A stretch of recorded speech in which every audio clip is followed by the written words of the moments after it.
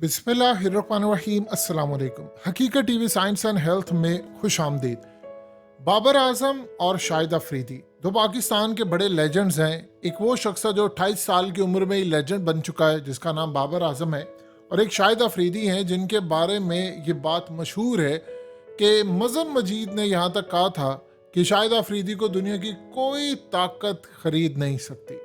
यानी आप पैसे के बल पर मैच फिक्सिंग के लिए शाहिद अफरीदी जैसे बंदे को नहीं खरीद सकते, क्योंकि उसका ईमान और मुल्क के लिए मोहब्बत बड़ी तगड़ी है। अब सूरत हाल ये पैदा हुई है कि चंद मनाजिर आपकी स्क्रीन पर आ रहे हैं। इन मनाजिर के बाद चीज़ें बड़ी क्लियर हो रही हैं। देखिए, जब भी याद रखिएगा ये बात होगी कि हम वन पेज पर हैं, तभी समझ लीजिएगा कि चीज़ें वन पेज पर नहीं होती। इमरान खान जनरल बाजवा के दौर में क्लियरली कहते रहे, उससे पहले नवाज शरीफ कहते रहे कि हम वन पेज पर हैं, कोई इख्तलाफ नहीं है, बाजवा और मैं वन पेज पर है। और बाद में वो वन पेज जिस बुरी तरह फट गया था वो सबने देखा। इमरान खान के दौर में इमरान खान कहते रहे हम वन पेज पर है। इवन के आप देख लें कि अदम एतमाद से कुछ दिन पहले तक भी ये बयान आता रहा कि हम वन पेज पर है, और वन पेज के कितने टुकड़े हुए थे ये सब जानते हैं, और आज तक उसके टुकड़े संभल नहीं रहे हैं। तो जब भी गुफ्तगू हो कि वन पेज पर है, तो हमेशा लोग यही फॉलो करते हैं कि वन पेज नहीं है, कुछ ऐसी गड़बड़ है कि जिस पर यह तासुर दिया जा रहा है। अब असल में मीटिंग हुई है शाहिद अफरीदी की, अब्दुल रज़ाक की, उसके अलावा हारून रशीद थे और राव इफ्तिखार थे, साथ सकलान मुश्ताक थे और बाबर आजम थे। अब गुफ्तगू ये हुई है, मीटिंग हुई है शाहिद अफरीदी की, लेकिन उसमें अगर कोई अनकंफर्टेबल सही मायनों में आपको नजर आ रहा है तो वो है बाबर आजम। देखिए, ये जो मनाजिर आपकी स्क्रीन पर चल रहे हैं, ये वो मनाजिर हैं जो ड्यूरिंग मीटिंग नहीं थे। ये वो मनाजिर होते हैं जो मीटिंग कंक्लूड हो जाती है तो उसके बाद आप ये कहते हैं कि जी हमने फुटेज बनानी है, मनाजिर बनाने हैं, लोगों तक देने हैं। तो उसके बाद ये सारे का सारा मामला होता है कि गुफ्तगू होती है, तो उसके बाद आप फुली अटेंटिव होते हैं। अब देखिए, उसके बावजूद बाबर आजम के चेहरे पर जो मामलात हैं, ये असल में आपको रमीज राजा की जुबानी पता चलेंगे।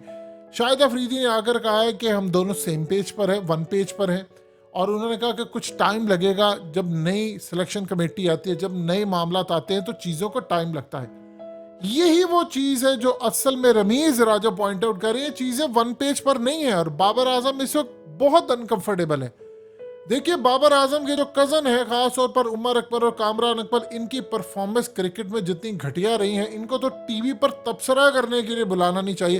यानी कामरान अकबर ने इतने कैचेस गिराए, उन पर एलिगेशन भी लगते रहे, उन पर इल्ज़ामात लगते रहे। उनके बाप ने खुद कहा कि मैं जिस गली मल्ले से जाता था मुझे मैच फिक्सिंग के इल्ज़ामात लगते थे, मेरे बेटे के ऊपर, मुझ पर, और ये वो। कई दफ़ा वो लोगों को नोटिस भी भेज चुके हैं।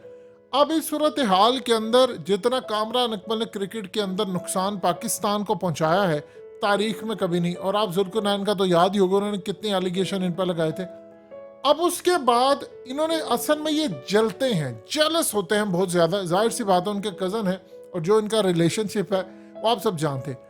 रमीज़ राजा ने बात कही कि मैंने बाबर आजम के पास गया, मैंने उन्हें जाकर कहा कि बाबर आजम, आप एक बात बताइए कि आप वाइट बॉल क्रिकेट या रेड बॉल क्रिकेट के ऊपर इतना आपका बर्डन है, तो आप एक फॉर्मेट से, कप्तानी से अलग होना चाहते हैं। तो उन्होंने कहा नहीं रमीज़ भाई, मैं हर सूरत कप्तानी रखूंगा। आप सब जानते हैं कि बाबर आजम को कप्तान इमरान खान के कहने पर बनाया गया था, क्योंकि इमरान खान का मानना ये था कप्तान उसको होना चाहिए जो परफॉर्मेंस दे, क्योंकि वो फिर खिलाड़ियों से परफॉर्मेंस ले सकता है। तो आप पहले उनसे परफॉर्मेंस लें। अब आप जरा अंदाजा कीजिए कि इस वक्त रमीज राजा ने कहा कि सहाफी एजेंडा ड्राइव करते हैं। ये तमाम लोगों ने बकायदा नाम लिए, सिकंदर बख्त, माजिद भट्टी, या हुसैनी और शुएब जट जैसे लोग, उनका नाम सर फहरिस्त है। अब आप जरा अंदाजा कीजिए, इस वक्त पूरे का पूरा माफिया कोशिश कर रहे हैं कि बाबर आजम को कप्तानी से हटाए। बाबर आजम अनकंफर्टेबल है। किसी सूरत उन्होंने मीर हमजा को स्क्वाड में नहीं रखना था, क्योंकि मीर हमजा जैसे जो बॉलर होते हैं, आप ये देखिए कि वो पिट रहे हैं, वो जिस तरह की बॉलिंग करते हैं, कंडीशन बड़ी सूटेबल हो, फिर जाकर उनकी गेंद चलती है। और 2 टेस्ट मैचों में हालत ये है कि उनका तीसरा टेस्ट मैच है और उन्होंने 1 विकेट ली है। यानी इस हिसाब से वो 300 टेस्ट मैच खेलेंगे तो 100 विकेटें जाकर लेंगे, और ये भी अंदाज़ा नहीं है कि क्या सूरत हाल है। तो आप यहाँ से अंदाज़ा लगा सकते हैं कि वो इंटरनेशनल लेवल के बॉलर्स फिर नहीं बनते, काम नहीं करते। उन्होंने 1 विकेट ली पहले भी, वो भी कई साल पहले। अब यहाँ पर जो सूरत हाल है कि बाबर आजम बहुत ज़्यादा अनकंफर्टेबल है नई जो सिलेक्शन कमेटी और नया जो चेयरमैन है। देखिए, शाहिद अफरीदी एक बड़े अच्छे इंसान है, उनकी अचीवमेंट्स हैं, उन्होंने पाकिस्तान को बड़े खुशी के लम्हात दिए और क्रिकेट में कम से कम हम फख्र से कह सकते हैं यार एक बंदा है जो नहीं बिकता। इसी तरह अब्दुल रज़ाक है। प्रॉब्लम यह है कि हारून रशीद उनके साथ जो आ जाते हैं, ये वो आलू हैं जो हर हांडी में फिट हो जाते हैं। यानी आपने अभी साल 1.5 साल हुआ है, उसके बाद आप अंदाजा कीजिए चीजें स्मूथ जा रही थी, अचानक से वो सारी टीम नहीं आ गई है। अब नए रूल्स होंगे, वो कह रहे हैं इस बंदे को खिलाओ, वो कह रहे एक बंदे का एक लेवल बना हुआ। आपको क्या लगता है सरफराज को आजम ने खिलाना था? सवाल ही पैदा नहीं होता। बाबर आजम की बॉन्डिंग बनी हुई थी रिजवान के साथ, और सरफराज ने देखिए लोग बड़ा खुश होते हैं जी 2 उन्होंने किसी तरह 50 कर ली है। सरफराज ने जिस ट्रैक पर 50 किया वहां पर तो जाकर वसीम जूनियर ने भी परफॉर्म कर दिया बैटिंग से, जो कि बॉलर है। आप देखिए उस बंदा ने कैचेस कितने ड्रॉप किए। 36 साल की उम्र में आप उसे क्या एक्सपेक्ट कर सकते हैं? उसका पीक टाइम खत्म हो गया, उसकी रिटायरमेंट का टाइम, हमने उसको वापस बुला लिया। हमें बजाय के नया विकेट कीपर तैयार करना चाहिए था रिजवान के साथ, हमने वही चले हुए कारतूस। अब उसकी देखा देखी कामरान इकमल भी तैयार हो जाएंगे, उमर अकमल जैसे चले हुए कारतूस, जिसने तकरीबन आप अंदाजा कर लें 15 साल पहले आखिरी सेंचुरी और वाहिद सेंचुरी टेस्ट मैच में बनाई थी उमर अकमल। फिर वो अहमद शहजाद चले हुए कारतूस। अब असल में सूरत हाल ये है कि बाबर आजम इस वक्त कंफर्टेबल नहीं है, ये वन पेज पर सवाल ही पैदा नहीं होता। अब वो किसी और को खिलाना चाह रहे थे। उन्होंने अपनी टीम 1.5-2 साल में जो तैयार की थी, रमीज राजा ने उनको कहा था जब इमरान खान की क़यादत तब्दील हुई थी कि आप किसी भी सूरत इस बात को बॉदर ना करें। उन्होंने कहा कि मुझे वजीर आजम शहबाज शरीफ ने कहा कि आप बड़ा अच्छा काम करें, आप कंटिन्यू करेंगे। 1 हफ्ते बाद मैं बदल गया। उन्होंने कहा कि पूछो तो सही इनसे हुआ क्या है। यही वजह बाबर आजम को ये लग रहा है कि मीडिया के अंदर सारे साफी मेरे खिलाफ है, इनको हटाए। और ये कहा जा रहा है जी फलाने की परफॉर्मेंस बड़ी अच्छी है। भाई परफॉर्मेंस की बात है तो बाबर आजम से ज्यादा स्कोर किसका है? रिजवान अगर थोड़ा बहुत नहीं चला तो आपको चांस देना है उनको, या यंगस्टर को लेकर आना है। तो इस सूरत हाल के अंदर वो जो वन पेज वाला अब वो इतना अनकंफर्टेबल है कि आप वीडियो के अंदर देख सकते हैं कि उसने जिस तरह इवन के वीडियो बन रही थी तो उसके बाद वो कितना अनकंफर्टेबल फील कर रहा है। तो वन पेज किसी भी सूरत नहीं है, ना हो सकता है, क्योंकि बाबर आजम अनकंफर्टेबल है। शाहिद अफरीदी ने इसका खुद इदराक किया है कि हमें टाइम लगेगा, और बाबर आजम की ख्वाहिश ही नहीं थी कि मामला भारत के अंदर उन्होंने धोनी को रखा और वही थ्रू आउट चलते आ रहे थे। उसके बाद उसने आकर ये काम किया, उसने कहा ये पुराने बुढ़े खुसर लोगों को फारिग करना है।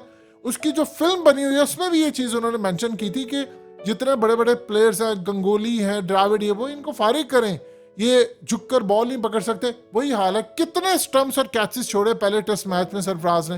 लेकिन हमारे यहाँ पर चूंकि साफी जो होते हैं, इनको प्लेयर्स कहते हैं तुम मेरे हक में ट्वीट करो, बात करो, तो पीछे से उनको पूरी तरह हर तरह की सपोर्ट मिलती है। तो ये असल में जो सूरत हाल इस वक्त पैदा हुई है, आप भूल जाएं कि वन पेज है। वन पेज की बात होती ही तब है जब आप वन पेज पर नहीं होते। तो बाबर आजम इस वक्त इससे उनकी परफॉर्मेंस भी मुतासिर हो सकती है, जो अल्लाह करे कभी भी ना हो। लिहाजा इस सूरत हाल में अगर कंटिन्यू चलता सारे का सारा मामला तो चीज़ें बेहतर थी। वो अनकंफर्टेबल इस वक्त फील कर रहे हैं कि इस सूरत हाल में नए प्लेयर्स आ रहे हैं उनकी मर्जी के बगैर। उन्होंने बॉलर्स को लेकर चलना था, एजेंडा था, लेकिन ये तमाम फजूल से स्टूपिड प्लेयर दोबारा आ गए हैं। और मीडिया के अंदर जिनका होता है वो प्रेशर में पीसीबी आ रहा है, और पीसीबी के अंदर वो सहाफ़ी आया हुआ है जिसको ना क्रिकेट का पता ना कुछ। और इमरान खान ने तो क्लियरली कह दिया है कि हमारी क्रिकेट अब तबाह होने जा रही है। हकीकत टीवी साइंस एंड हेल्थ की इस वीडियो के नीचे कमेंट ज़रूर कीजिए, अपनी राय का इजहार ज़रूर करें, और इस वीडियो को हर जगह शेयर करते हुए चैनल को सब्सक्राइब ज़रूर करें।